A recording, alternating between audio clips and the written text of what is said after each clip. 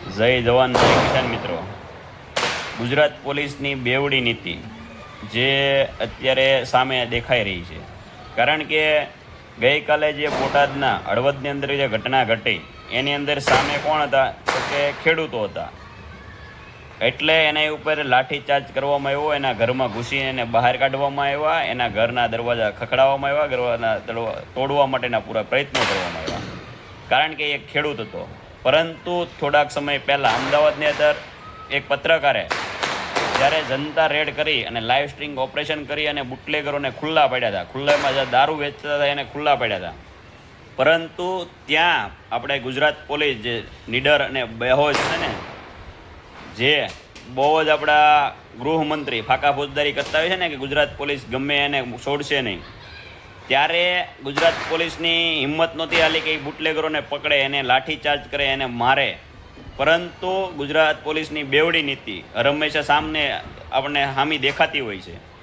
કારણ કે તેણે ખેડૂતો ઉપર તો અત્યાચાર કરવાનું ચાલુ જ રાખે, પરંતુ એક પણ વખત બુટલેગરો વિરુદ્ધ કોઈ દિવસ એવી કડક કાર્યવાહી કરવામાં નથી આવી.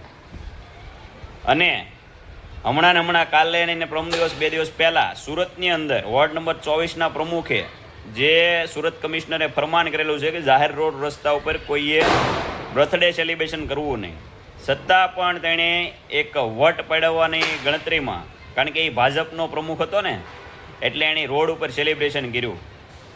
છતાં પણ આજ 2 દિવસ સવા જતાં પોલીસે એની ઉપર એક દંડો નથી ઉપાડ્યો કે નથી એની ઉપર ફરિયાદ કરી.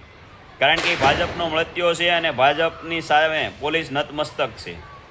એવો જ કિસ્સો સાથે સાથે ભાજપના કોર્પોરેટરની સાથે પણ બન્યો. એણે પણ પોતાના બર્થડે ઉપર, જન્મદિવસની ઉપર રોડ ઉપર લાલ કાર્પેટ ઉપર હાલી અને જાણી કેમ રાજા મહારાજા આવતા હોય એવી એન્ટ્રી પાડી અને ત્યાં પણ એની કેક કાપી. છતાં પણ પોલીસ એક સવાલ કરવા કે એક શબ્દ બોલવા માટે તૈયાર નથી.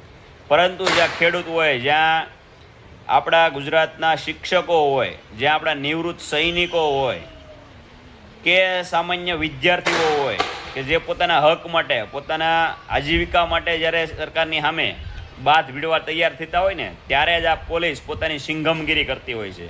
અને એના કારણે આજે પોલીસ બદનામ થઈ રહી છે. બધાય પોલીસ એવા હોય એવું આપણે નથી કહેતા, પરંતુ જે સરકારના ઇશારે, જે ખોટી રીતે સરકારનો હાથો બની અને જે કાંઈ પણ મિલીભગતથી કામ કરે છે ને, એ પોલીસવાળાને જ આપણે કહીએ છીએ. જે ઈમાનદારીથી પોતાનું કામ કરે છે ને એને કોઈ આપણને એની તકલીફ નથી, એને આપણે સલામ કરીએ છીએ. પરંતુ આ ગુજરાત પોલીસ કેટલોક સમય આ ખાખી જે પહેરી છે એની કિંમત કરવાને બદલે ખાલી ને ખાલી ભાજપની દલાલી જ કરશે. અને આ એટલું થવા છતાંય આપણા દેશના નામી અનામી કલાકારો પણ સરકારની દલાલી કરવામાંથી ઉત્સાહ નથી આવતા. તે પણ એક ફરી સ્ટેટમેન્ટ નથી આપી રહ્યા કે આ અત્યારે ખેડૂત ઉપર ખોટું થઈ રહ્યું છે.